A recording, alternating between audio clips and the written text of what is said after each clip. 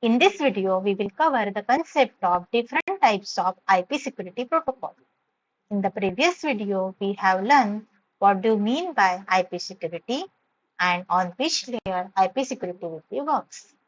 So IP security will be working on the network layer of our TCP IP model.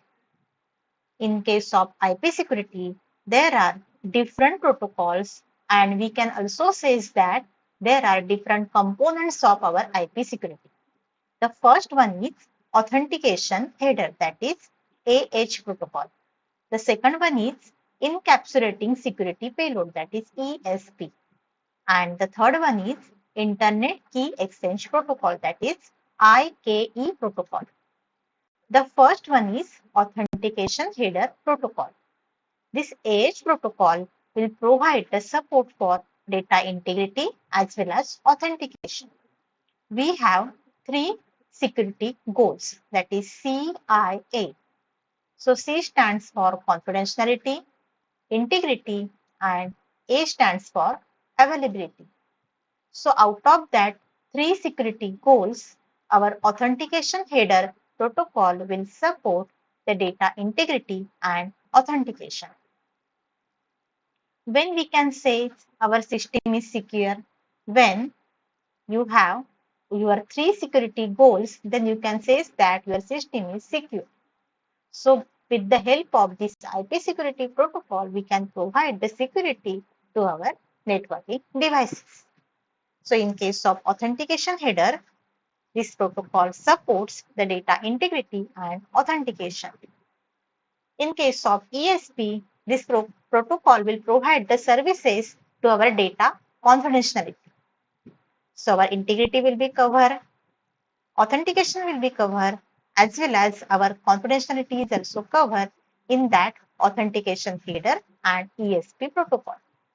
In case of Internet Key Exchange Protocol, this protocol is used for distribution of our secret keys between different users. If suppose 4 users are there and they want to share the secret keys between each other, that time we are using the formula like n into n minus 1 divided by 2. So how many keys will be generated? 4 into 3 divided by 2. So total 6 keys will be generated between these 4 different users. With the help of Internet Key Exchange Protocol, we can distribute the secret keys between these 4 users.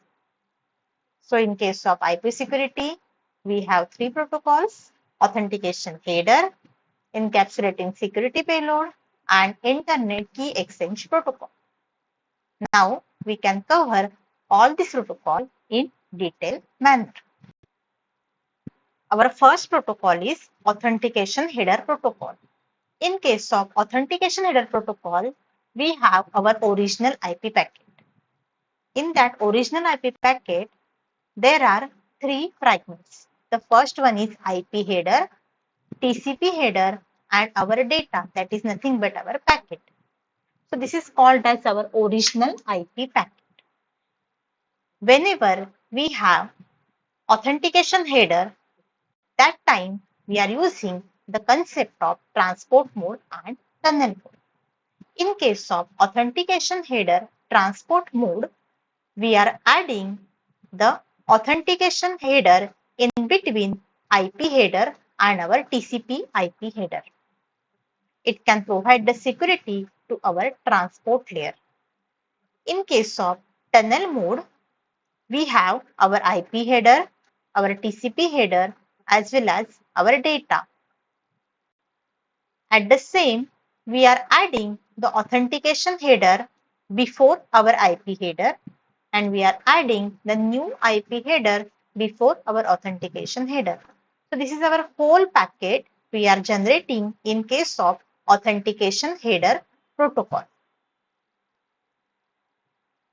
In case of authentication header protocol, we will be working on the transport mode as well as tunnel mode.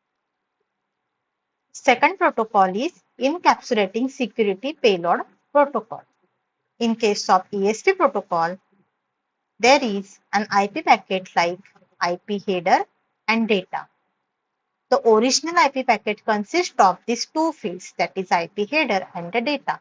Whenever your ESP protocol is working on the transport mode of your IP security, that time we are adding the ESP header in between IP header and the data. And at the end, we are adding the ESP trailer as well as ESP Authentication Protocol. After adding ESP header, ESP trailer, and ESP authenticated data, then your data and your ESP trailer will be encrypted. And in the next one, your ESP header, your data, and your ESP trailer will be authenticated. So there are two steps in that transport mode of our ESP protocol.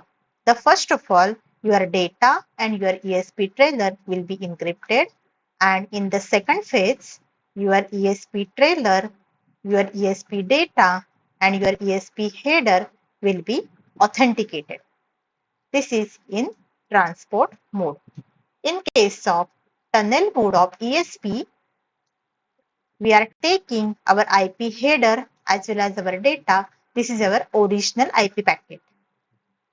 Then we are adding the ESP header before our IP header. And we are adding our ESP trailer after our data packets. Then at the end, we are adding the ESP authentication, same like transport mode. But in case of tunnel mode, we are adding the new IP header packets before ESP header. Then our ESP tunnel mode packet will be completed. In case of ESP tunnel mode, we are encrypting the packets that is which consist of IP header, data, and ESP trailer. And we are authenticated our ESP packets which consist of ESP header, IP header, that is data, and the last one is ESP trailer. This four type of data will be authenticated in case of tunnel mode. Now in case of ESP, that is Encapsulating Security Payload, we have seen how the transport mode and tunnel mode will be working in case of our original IP packets. Now we will learn the concept of Authentication Header format and ESP header format. The first one is Authentication Header format. In case of Authentication Header format, there are various fields are available. The first one is next header, then payload length, and the reserve field. And the last one is security parameter index, sequence number, and authentication data. These three fields are having the size that is 32-bit. And the next header and the payload length is having the size that is 8-bit. And our reserve field is 16-bit. Each and every field is having the different description. That is, the different configuration is having for each and every field which is lying under authentication header. The first one is next header. Whenever we are using the concept of IPv4, that time we are using the version number 4. And when we are using the concept of IPv6, that time we are using version number 6. So whenever we are using the concept of TCP, UDP, then destination header and some other extension header, that time our IP protocol will specify the version number. And according to the version number, the next header field will identify the version number for your IP protocol. Next one is payload length. Our payload length, it is the length of our authentication header. And we are using the scaling factor is equal to 4. So our formula is x plus 2 into 4. That is the original authentication header length. Now the third one is reserve field, that is 16-bit. That bit is not indicated and that will be reserved for future use. Next field is security parameter index, that is SPI, and the size of the SPI is 32-bit. By using this field, all the packets will be identified for a present connection. then the sequence number will be identified for each and every packets. So our packet will be starting from 0 up to till your packets ends. So each and every packet is having the unique sequence number. And the last field is authentication data, that is also 32-bit. After identifying your all the data, your all the bits will be authenticated and that is encrypted. So the integrity will be checked for each and every authenticated data. That is called as integrity check value, and that will be identified for each and every packet. And that authenticated data will be on the variable length field. So these are the different parameters are there in that authentication header format. That is next header, payload length, reserve field, security parameter index field, sequence number, and authentication data. Now our second header format is ESP header format.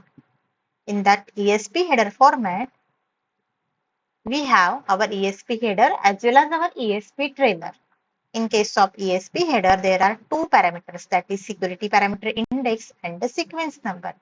And in case of ESP trailer, there is the concept of padding.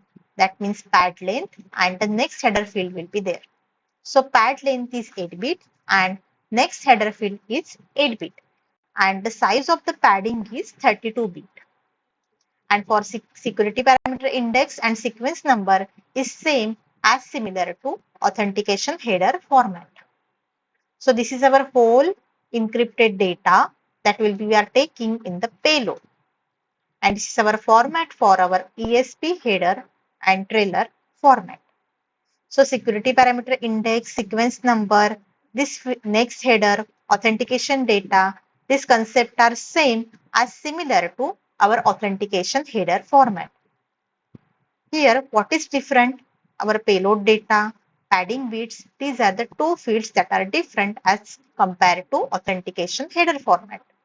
In case of payload data, we are taking the actual data and actual message, and that data will be encrypted format, and we are achieving the confidentiality of the data with the help of this payload data. In case of padding, we are adding the extra bit to the original message. That is the concept of padding.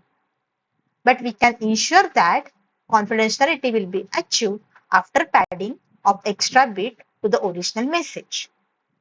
The padding length is the size of the added bit of the space in the original message.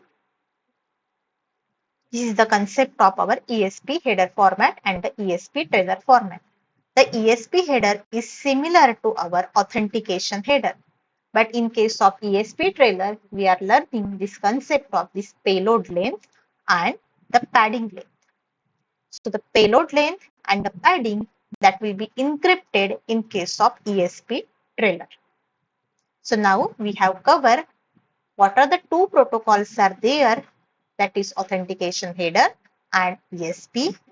What is the header format for each and every protocol, and what do you mean by authentication header and what do you mean by encapsulating security payload. So our IP security will provide the security to our network layer. So these are the two protocols we have learned in this video.